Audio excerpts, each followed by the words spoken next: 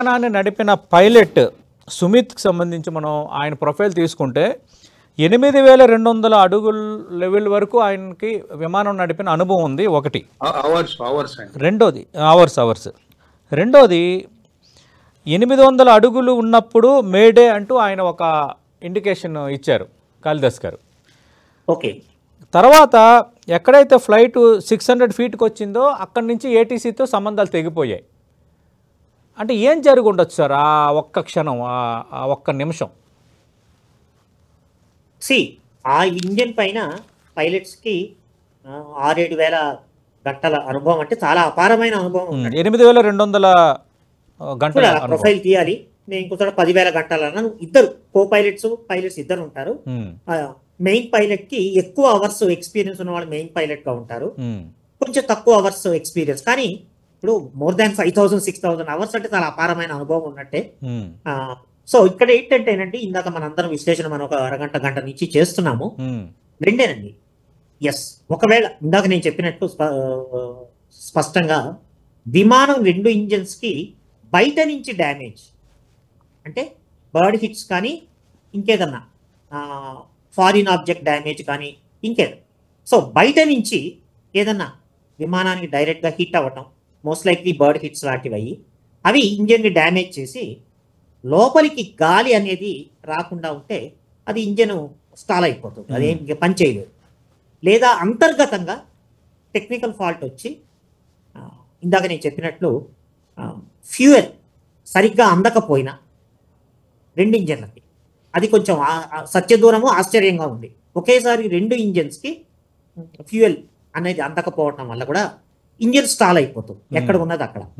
ఇక మూడవది కూడా total power loss, electrical bus bar అవి ఫెయిల్ కావటం. బట్ అది అన్లైక్లీగా ఉంది, ఎందుకంటే అక్కడ మధ్యాహ్నం నుంచి నేను వింటున్న వార్తలను బట్టి పైలట్ మేడే అంటే చాలా ఎమర్జెన్సీలో ఉన్నాము, నేనేం చెయ్యలేని నిస్సహాయ స్థితిలో ఉన్నాను, పవర్ లాస్ అయిపోయింది.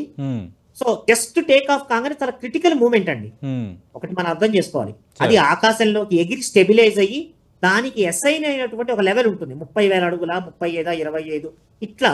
అంటే మన ట్రాఫిక్ లో ఏ రోడ్లోకి ఎట్లా వెళ్ళాలి అన్న కాన్సెప్ట్ మీరు చూస్తే, సో ఆ కాంబినేషన్ లో చూస్తే ఈ ఫ్లైట్ ఎన్ని వేల అడుగులకి వెళ్ళాలి అన్నది క్లియర్ పాత్ ఉంటుంది. సో అలా ఉన్నప్పుడు అక్కడికి వెళ్ళిన తర్వాత స్టెబిలైజ్ అవుతుంది.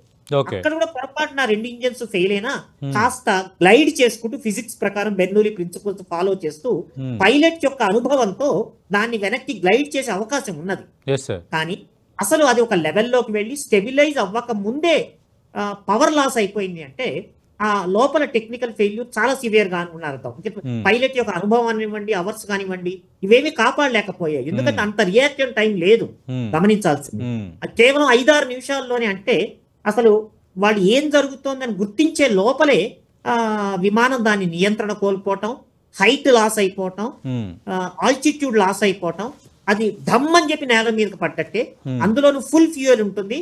అలా పడ్డప్పుడు హాస్టల్కి గుద్దుకున్నది అంటే ఆ లోపల ఫ్యూయల్ ఒక మండిపోతుంది, ఒక బాంబు లాగా అది పేలిపోయి, ఎందుకంటే ఫుల్ ఫ్యూయల్ తో ఉంటుంది.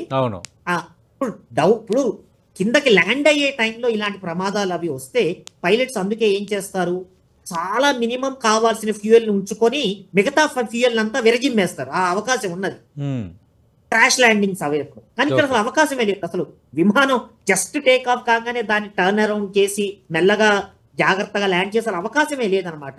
అంటే ఒక్కసారి వెళ్తుండగా పట్టు తప్పిపోయినట్టు అనమాట లిటరల్. అది పరిస్థితి ఖచ్చితంగా అన్నదే. ఎందుకు జరిగింది అనేది టెక్నికల్ ఎంక్వైరీలో బయటపడుతుంది. ఇందాక నేను చెప్పినట్టు బయట నుంచి బర్డ్ హిట్స్ కానీ ఇంకేదైనా ఫారిన్ ఆబ్జెక్ట్ డ్యామేజ్ వల్ల ఇంజన్ లోకి వచ్చే గాలి వ్యవస్థ ప్లేట్స్ ఏమైనా దెబ్బతిన్నాయా, లేదు ఇంటర్నల్ గా పవర్ లాస్ కావడానికి ఏదైనా కారణాలు ఉన్నాయా అన్నది టెక్నికల్ ఎంక్వైరీలో స్పష్టంగా తేలుతుంది. దాన్ని బట్టి విశ్లేషించుకొని ఇటువంటివి పునరావృతం కాకుండా ఏం జాగ్రత్త తీసుకోవాలన్నది స్పెషల్ ఇన్స్ట్రక్షన్స్ వస్తాయి. అది పైలట్స్ కి, ఇంజనీర్లకి అందరికీ వస్తాయి. అది అన్నమాట ఈ రోజు ఈ క్షణాన మనకు అంతవరకే మనం విశ్లేషించాలి. థ్యాంక్ యూ కాళిదాస్ గారు. బిజీ షెడ్యూల్లో ఉన్న మీ విలువైన సమయాన్ని 10 టీవీకి ఇచ్చారు సార్, మీకు స్పెషల్ థ్యాంక్స్ ఈ విషయంలో. సురేష్ రెడ్డి